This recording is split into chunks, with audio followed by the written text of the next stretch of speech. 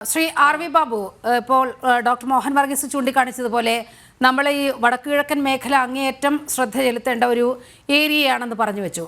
വളരെ കൃത്യമായി north east സംസ്ഥാനങ്ങളിലെല്ലാം വളരെ കൃത്യമായി ബംഗ്ലാദേശിൽ നിന്നും കടന്നു വരുന്ന ആളുകളെയെല്ലാം തിരിച്ചയക്കുന്ന വാർത്തകൾ അനുദിനം വന്നുകൊണ്ടിരിക്കുകയാണ്. ഈ ഘട്ടത്തിൽ കേന്ദ്ര സർക്കാരിന് മുന്നിൽ ഒരു വലിയ ടാസ്ക് അവശേഷിക്കുകയാണ്.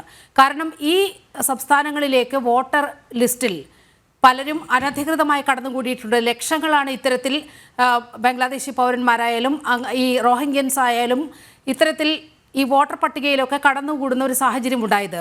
അതിലൊക്കെ ഒരു പുനഃപരിശോധന അനിവാര്യമാക്കുന്നതല്ലേ ഈ ബംഗ്ലാദേശിലെ ഡെവലപ്മെൻറ്റ്സ് ഒക്കെ? തീർച്ചയായും അത് നമ്മുടെ രാജ്യസുരക്ഷയെ സംബന്ധിച്ച് തന്നെ വളരെ പ്രധാനപ്പെട്ട ഒരു കാര്യമാണ്.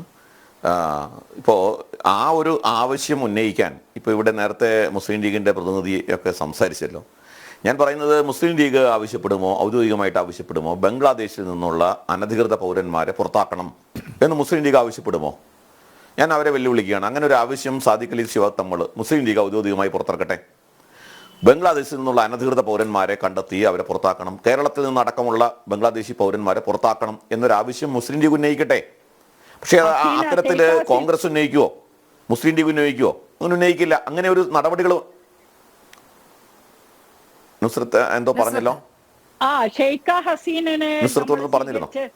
അതെ അതെ, ഷെയ്ഖ ഹസീനന് ഭാരതം സ്വീകരിച്ച ഏറ്റവും വലിയ മണ്ടത്തരം. അതും കൂടെ ഒന്ന് ക്ലിയർ ചെയ്യണോ? കുറച്ച് സമയമുള്ളൂ, അതാണ്. കാരണം അതാണ് അത് അതായത് വാണിമേല് സത്യത്തില് അദ്ദേഹം എന്താണ് പറയുന്നത് എന്നുള്ള അദ്ദേഹത്തിന് പോലും വ്യക്തത. അദ്ദേഹം ഫോൺ ഡിസ്കണക്ട് ചെയ്തു പോയി എന്നാണ് മനസ്സിലാക്കുന്നത്. അതെ അല്ലേ? ഓക്കെ. അല്ല, ഞാൻ ഒരു കാര്യം കൂടിയും പ്രേക്ഷകർക്ക് വേണ്ടി പറഞ്ഞോട്ടെ. അതായത് ഇവിടെ ഈ നരേറ്റീവുകളുടെ കാലമാണല്ലോ. ഇപ്പോൾ ഇന്ത്യയിൽ ഇപ്പോൾ ഇവിടെ നേരത്തെ വാണിമേൽ പറഞ്ഞു വെച്ച ഇന്ത്യയിൽ ന്യൂനപക്ഷങ്ങൾ വേട്ടയാടപ്പെടുന്നു, ഇത് ചെയ്യുന്നു, അങ്ങനെ അവരുടെ പള്ളി ആക്രമിക്കപ്പെടുന്നു എന്നൊക്കെ. ഞാനിവിടെ സംബാൽ വിഷയം തന്നെ പറഞ്ഞതുകൊണ്ട് ഒരു കാര്യം ഞാൻ വാണിമേൽ പോയെങ്കിലും ഇതിന് ശേഷം വാണിമേൽ കേൾക്കുമെങ്കിൽ കേൾക്കട്ടെ. വാണിമേലിന് അറിയോ, 46 വർഷം പഴക്കമുള്ള ഒരു ക്ഷേത്രമാണ് ഇപ്പോൾ സുപ്രീം കോടതി വിട്ടുകൊടുക്കാൻ പറഞ്ഞത് ഹിന്ദുക്കൾക്ക്. 46 വർഷം പഴക്കമുള്ള ഒരു ക്ഷേത്രം ആരുടെ കസ്റ്റഡിയിലായിരുന്നു? മുസ്ലിങ്ങളുടെ കസ്റ്റഡിയിലായിരുന്നു. മുസ്ലിങ്ങളുടെ കസ്റ്റഡിയിലേക്ക് 46 വർഷം പഴക്കം ആ ക്ഷേത്രം വന്നത് എങ്ങനെയാണെന്നറിയാമോ? 1978 അവിടെ ഒരു വലിയ കലാപം ഉണ്ടായി. ആ വലിയ കലാപത്തിൽ 180ഓളം ഹിന്ദുക്കളാണ് കൊല ചെയ്യപ്പെട്ടത്. 180ഓളം ഹിന്ദുക്കൾ കൊല ചെയ്യപ്പെട്ടു. കാരണം സംബാൽ ഒരു മുസ്ലിം ഭൂരിപക്ഷ ഏരിയയാണ്.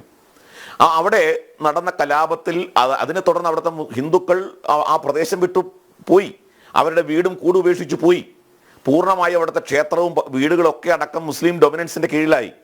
അങ്ങനെയാണ് 46 വർഷം ആ ക്ഷേത്രം പൂജകൾ എല്ലാം മുടങ്ങി ഈ മുസ്ലിം സമൂഹത്തിന്റെ കീഴിലായി പോയത്. 46 വർഷത്തേക്ക് ക്ഷേത്രം തുറന്നു കൊടുത്തില്ല, ഹിന്ദുക്കൾക്ക് വിട്ടുകൊടുത്തില്ല. ഇപ്പോഴാണ് കോടതി അത് വിട്ടുകൊടുത്തത്. അപ്പോൾ ഇവിടെ ന്യൂനപക്ഷങ്ങൾ വേട്ടയാടപ്പെടുന്നു എന്ന് പറയുന്ന ഈ നരേറ്റീവ് യഥാർത്ഥത്തിൽ അത് കോൺഗ്രസും കമ്മ്യൂണിസ്റ്റ് പാർട്ടിയും ആസൂത്രിതമായി രാജ്യത്തെ പ്രതിപക്ഷ കക്ഷികൾ എങ്ങനെ സമർത്ഥമായി ഉപയോഗിക്കുന്നു, അത് നമ്മുടെ രാജ്യവിരുദ്ധ ശക്തികൾ അന്താരാഷ്ട്ര തലത്തിൽ തന്നെ യുണൈറ്റഡ് നേഷൻസ് അടക്കം അതിനെ എങ്ങനെ ആയുധമാക്കുന്നു എന്നുള്ളതിൻ്റെ ഒരു ഉദാഹരണമായിട്ട് ഞാൻ പറഞ്ഞതാണ്. അതുകൊണ്ട് ബംഗ്ലാദേശിൻ്റെ വിഷയത്തെക്കുറിച്ച് നമ്മൾ മനസ്സിലാക്കുമ്പോൾ അതിന് ഇവിടെ നേരത്തെ മോഹൻ വർഗീസ് വളരെ വിശദമായി അതിൻ്റെ തന്ത്രപ്രധാനമായ കാര്യങ്ങൾ പറഞ്ഞു. എത്രമാത്രം നമുക്ക് ഈ കാര്യത്തിൽ പ്രസക്തിയുണ്ട്, അല്ലെങ്കിൽ നമുക്ക് പ്രധാനപ്പെട്ടതാണ് ബംഗ്ലാദേശുമായി ബന്ധപ്പെട്ട വിഷയം എന്നുള്ളതിനെക്കുറിച്ച് അദ്ദേഹത്തിൻ്റെ വാക്കുകളിൽ നിന്ന് നമുക്ക് ബോധ്യമായിട്ടുണ്ട്. അപ്പോൾ തീർച്ചയായും ഗവൺമെൻറ് വളരെ ശക്തമായ നടപടികൾ എടുക്കും എന്ന് തന്നെയാണ് നമ്മൾ വിചാരിക്കുന്നത്. കാരണം ബംഗ്ലാദേശിനെ പോലെ തന്നെ അതിനേക്കാൾ തന്ത്രപ്രധാനമായ അല്ലെങ്കിൽ ഗൗരവമായ പ്രശ്നങ്ങൾ പാകിസ്ഥാനുമായിട്ട് നമ്മൾ കൈകാര്യം ചെയ്ത് വിജയിച്ചിട്ടുണ്ട്. ചൈനയുമായിട്ട് അത്തരം കാര്യങ്ങൾ ഇടപെട്ട് അടുത്ത കാലത്ത് നടത്തിയ ഇടപെടലുകൾ നമുക്ക് സമർത്ഥമായിട്ട് ചൈനീസ് ത്രട്ടിനെ മറികടക്കാനോ അല്ലെങ്കിൽ അതിനോടൊരു ഒരു കോംപ്രമൈസിലേക്ക് എത്തിക്കാനോ ഒക്കെ നമുക്ക് കഴിഞ്ഞിട്ടുണ്ട്. അപ്പോൾ ആ നിലയ്ക്ക് ബംഗ്ലാദേശിൻ്റെ വിഷയത്തിലും രാജ്യാന്തര തലത്തിൽ തന്നെ ഭാരതത്തിന് ബംഗ്ലാദേശിൻ്റെ മേൽ ഒരു നയതന്ത്ര വിജയം നേടാനും ബംഗ്ലാദേശിനെ ഈ തരത്തിലുള്ള ഒരു അരഗൻസ് സമീപനത്തിനെ മയപ്പെടുത്താനും കഴിയും എന്ന ഒരു വിശ്വാസം നമുക്കുണ്ട്. ഭാരതത്തിൻ്റെ ഭരണകൂടം അതിന് കേപ്പബിൾ ആണ് എന്ന് തന്നെയാണ് ഞാൻ വിചാരിക്കുന്നത്.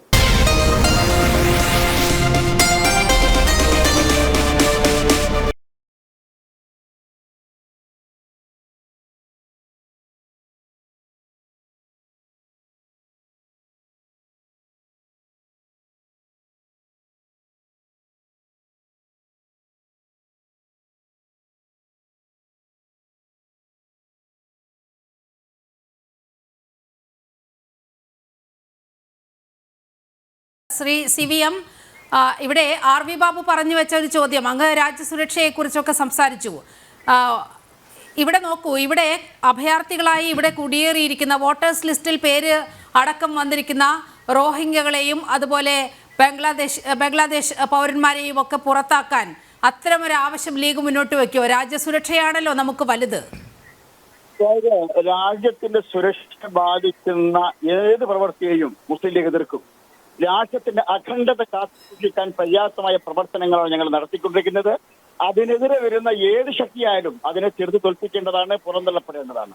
വേറെ കാര്യം ഞാൻ പറയാം, ജഹാൻ വളരെ കൃത്യമായിട്ട് പറയൂ. ബംഗ്ലാദേശി നുഴഞ്ഞേറ്റക്കാരെ പുറത്താക്കാൻ ആവശ്യപ്പെടുമോ? വാണിമേൽ, ബംഗ്ലാദേശിൽ നിന്നുള്ള അനധികൃത പൗരന്മാരെ പുറത്താക്കാൻ ലീഗ് ആവശ്യപ്പെടുമോ? അല്ല, അതിനു മുമ്പ് നിങ്ങൾ കുറെ ആളുകൾ കൂടിയിട്ട് മൗദൂദ് ലീഗ് എന്ന് പറയുന്നത് വല്ലാതെ അധിക്ഷേപിച്ചിട്ട് അത് വാസ്തവ വിരുദ്ധമാണെന്ന് മാത്രമല്ല. ശ്രീ വാണിമേൽ, വളരെ പ്രസക്തമായ ഒരു ചോദ്യമാണ് RV ബാബു ഉന്നയിച്ചത്. ഈ ബംഗ്ലാദേശികളെ, ഈ റോഹിംഗ്യകളെ പുറത്താക്കാൻ ലീഗ് ആവശ്യപ്പെടുമോ? മതേതര മുഖമുള്ള സെക്യുലർ മുസ്ലിമിനെ സംബന്ധിച്ചിടത്തോളം നമ്മുടെ രാജ്യസുരക്ഷയ്ക്ക് ഭീഷണിയായ അവരെയൊക്കെ പുറത്താക്കേണ്ടതല്ലേ? ഉമർ ഫൈസിയുടെ വാക്കുകൾ ഒരിക്കലും ഔദ്യോഗികമായി സംസദിൽ പരിഗണിക്കപ്പെടേണ്ടതല്ല. അത് മനസ്സിലാക്കണം. അത് വന്നു പോകും. അതുപോലെ തന്നെ ശരി, അത് നുസ്രത്തിനുള്ള മറുപടിയാണ്. ശ്രീ വാണിമേൽ, നമ്മൾ അവസാനമായി ഈ ചർച്ചയൊന്ന് കൺക്ലൂഡ് ചെയ്യുകയാണ്.